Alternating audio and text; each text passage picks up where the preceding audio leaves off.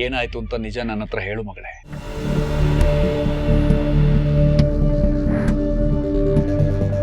ಅಪ್ಪ ಅದು ಲೀಲಾ, ನಾನು ನಿನ್ಗೆ ಹೇಳಿರ್ಲಿಲ್ವಾ ಮನೆಯಿಂದ ಆಚೆ ಬರಬೇಡ ಅಂತ? ಯಾಕೆ ಬಂದೆ? ಕೌಸಲ್ಯ, ಮನೆ ಒಳಗೆ ಕೂಡ ಹಾಕಕ್ಕೆ ಅವಳೇನ ಅಪರಾಧಿನ? ಇನ್ನೇನು ಇಷ್ಟೆಲ್ಲ ಆದ್ಮೇಲೂ ಅವಳನ್ನ ಬೀದಿಗೆ ಬಿಡು ಅಂತೀರಾ? ಆಯ್ತು ಬಿಡಿ, ಅವಳು ಹೋಗಿ ಬೀದಿನೆಲ್ಲ ಸುತ್ಕೊಂಡು ಬರ್ಲಿ. ಅವ್ನು ಯಾವನ ಇದಾನಲ್ಲ ಅವನ್ನ ಮೀಟ್ ಮಾಡ್ಕೊಂಡು ಬರ್ಲಿ.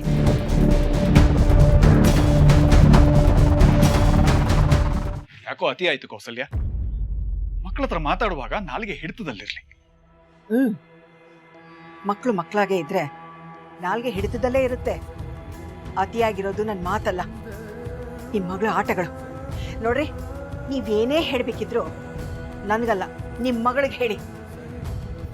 ಯಾಕೆ ಕೌಸಲ್ಯ, ಮಾತಿಗೂ ನಿಮ್ಮ ಮಗಳು ಅಂತ ಇದೆಯಾ?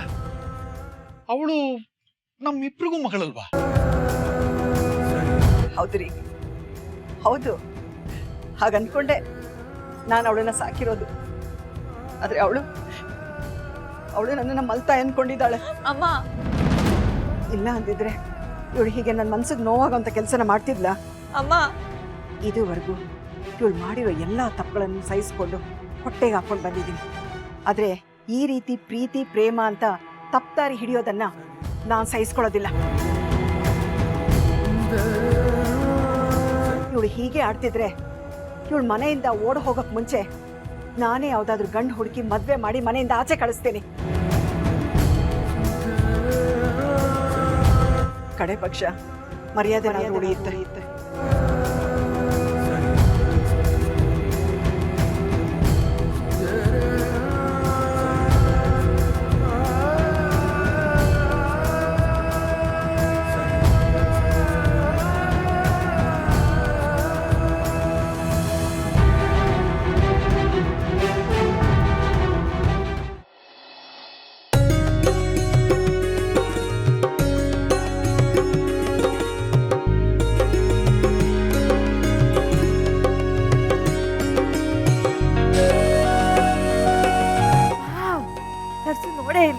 ಎಷ್ಟು ಚೆನ್ನಾಗಿದೆ. ಇದು ಒಂದೇ ಅಲ್ಲ, ಎಲ್ಲಾ ಕಲೆಕ್ಷನ್ಸ್ ಸಕ್ಕತ್ತಾಗಿದೆ. ಅಕ್ಕ, ನಿಮ್ಗೆ ಇದ್ರಲ್ಲಿ ಯಾವ್ದಾರು ಬೇಕಿದ್ರೆ ಸೆಲೆಕ್ಟ್ ಮಾಡ್ಕೊಳ್ಳಿ. ಇಲ್ಲಿರೋದ್ರಲ್ಲಿ ಬೆಸ್ಟ್ನ ಸೆಲೆಕ್ಟ್ ಮಾಡಿ. ಆದರೆ ಅದು ನಮಗೋಸ್ಕರ ಅಲ್ಲ, ನಮಗೆ ಅತ್ತೆ ಆಗಿ ಬರ್ತಾರಲ್ಲ ಅವ್ರಿಗೋಸ್ಕರ. ಏನ್ ಹೇಳ್ತಿದ್ದೀರಾ ಅಕ್ಕ ನೀವು? ಎಜೆ ಮನ್ಸಲ್ಲಿ ಏನಿದೆ ಅನ್ನೋದು ನಮ್ಗೆ ಯಾರಿಗೂ ಗೊತ್ತಿಲ್ಲ. ಪ್ರಿಪರೇಷನ್ ಶುರು ಮಾಡಿ ಅಂತ ಹೇಳಿದ್ದಾರೆ. ಸೊ ಪ್ರಯಾರಿಟಿ ನಾವಲ್ಲ, ನಮ್ಗೆ ಅತ್ತೆ ಆಗಿ ಬರೋರು. ಹಾಯ್ ಲಕ್ಷ್ಮಿ. ಓಹ್, ಹಾಯ್ ಅದಿತಿ. ಹಾಯ್ ರೇಖಾ. ಸಿಡಾನ್. ಅಂದಹಾಗೆ ನಿಮ್ಮನೆಗೆ ಬರ್ತಿರೋ ಕರ್ನಾಟಕದ ಯಂಗ್ ಅತ್ತೆ ಯಾರು ಅಂತ ತಿಳ್ಕೊಳ್ಳೋ ಕುತೂಹಲ ನಮಗೂ ಇದೆ. ಯಾರ ಅದೃಷ್ಟವಂತೆ ಜವಾಬ್ದಾರಿ ಜೊತೆ ಇಷ್ಟೆಲ್ಲ ಒಡ್ವೆ ವಸ್ತ್ರನೂ ಹೊತ್ಕೋಬೋದಲ್ಲ, ಅದಕ್ಕಾದ್ರೂ ಯಾರು ಬರ್ತಾರೆ ಬಿಡಿ. ಇರಿ, ಏನಾದ್ರು ತರೋದಕ್ಕೆ ಹೇಳ್ತೀನಿ. ವಸುಂಧರಾ. ಅಯ್ಯೋ ಬೇಡ ಬಿಡಿ ಲಕ್ಷ್ಮಿ, ಸುಮ್ಮನೆ ನಿಮಗೆ ಯಾಕೆ ತೊಂದರೆ? ಒಟ್ನಲ್ಲಿ ಅತ್ತೆ ಅಂದ್ರು ಸೊಸೆಯರಿಗೆ ಕೆಲಸ ಹೇಳಿ ಹಾಯಾಗಿರ್ತಿದ್ರು. ಆದ್ರೆ ನೀವಿಲ್ಲಿ ಅತ್ತೆಗೆ ಕೆಲಸ ಹೇಳಿ ಹಾಯಾಗಿ ಹರಟೆ ಹೊಡಿಬಹುದು. ವಸುಂಧರಾ,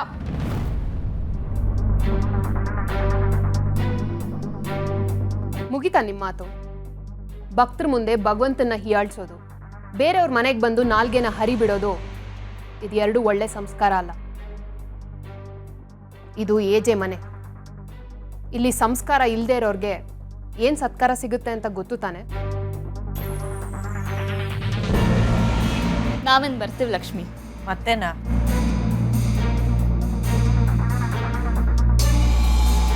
ದುರ್ಗಾ, ಏನಿದೆಲ್ಲ? ರಾಮ ಹುಡುಗಿ ಬಗ್ಗೆ ಏನಾದರೂ ಹೇಳಿದಾನ? ಇಲ್ಲ ಅಜ್ಜಿ. ನಿಮಗೆ ಹೇಳಿಲ್ಲ ಅಂದಮೇಲೆ ಇನ್ಯಾರಿಗೆ ಹೇಳಿರ್ತಾರೆ?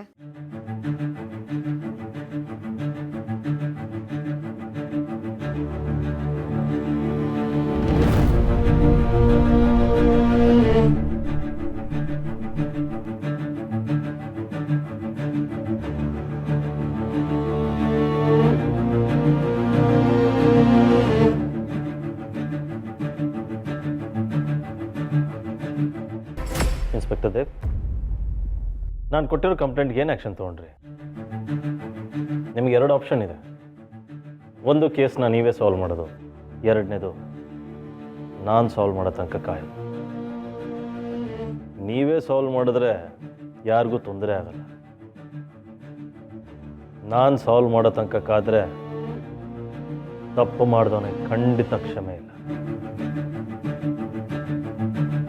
ಈ ಸ್ಟೇಷನ್ಗೆ ಬರೋ ಎಷ್ಟೋ ಕಂಪ್ಲೇಂಟ್ಗಳು ಫೈಲ್ ಸೇರಿ ಮೂಲೆಗೆ ಹೋಗೋ ಹಾಗೆ ನಿಮ್ಮ ಕಂಪ್ಲೇಂಟು ಮೂಲೆ ಸೇರುತ್ತೆ.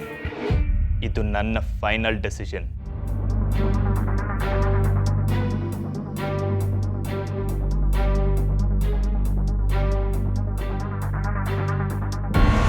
ಈ ಏಜೆ ಯಾರು ಅಂತ ಮರ್ತವ್ರು ಮಾತ್ರ ಈ ಮಾತಾಡೋದಕ್ಕೆ ಸಾಧ್ಯ.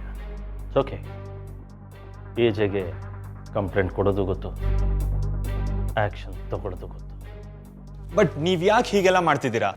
ನೀವು ಯಾಕೆ ಈ ವಿಷಯದಲ್ಲಿ ಇಂಟರ್ಫಿಯರ್ ಆಗ್ತಿದ್ದೀರಾ? ಮಾತು, ಆ ಹುಡುಗಿನ ಕಾಪಾಡ್ತೀನಿ ಅಂತ ಒಬ್ರಿಗೆ ಮಾತು ಕೊಟ್ಟಿದ್ದೀನಿ. ಏಜೆ ಒಂದ್ಸತಿ ಮಾತು ಕೊಟ್ಟರೆ ಕೊಟ್ಟು ಮಾತು ತಪ್ಪಲ್ಲ, ತಪ್ಪು ಮಾಡಿದವ್ರನ್ನ ಬಿಡಲ್ಲ. ಈ ವಿಷಯ ನಿನಗಷ್ಟೇ ಅಲ್ಲ, ಇಡೀ ಊರಿಗೆ ಗೊತ್ತಿದೆ. ಅಣ್ಣ ಅದಕ್ಕೆ ಬೇರೆ ಬರ್ತಿದ್ದಾರೆ. ಈ ಅಕ್ಕ ಎಲ್ಲ ಹೋದ್ರು ಏನೋ ಹಂಗೆ.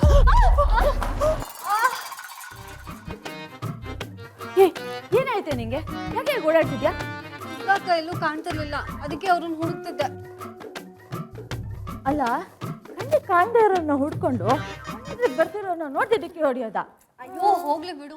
ದುರ್ಗಾ ಅಕ್ಕ ನೀನಾದ್ರೂ ನೋಡ್ದ್ಯಾ? ಸದ್ಯಕ್ಕೆ ನೋಡ್ಲಿಲ್ಲ. ಆದ್ರೆ ಆಗ್ಲೇ ಅಜ್ಜಿ ಅವ್ರಿಗೆ ಆ ಲೀಲಾ ಮನೆಗೆ ಬಂದಿರೋ ವಿಚಾರನ ಹೇಳ್ತಿದ್ರು, ಆಗ ನೋಡಿದ್ದೆ. ಓ, ಹಾಗಿದ್ರೆ ಲೀಲಾ ಮನೆಗೇನಾದ್ರೂ ಹೋಗಿರ್ಬೋದಾ?